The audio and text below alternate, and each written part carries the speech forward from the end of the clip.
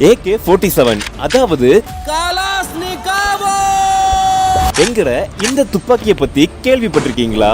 உலகம் முழுக்க பல ராணுவ மற்றும் தீவிரவாத அமைப்புகளால இந்த துப்பாக்கி பரவலா பயன்படுத்தப்பட்டு வருது.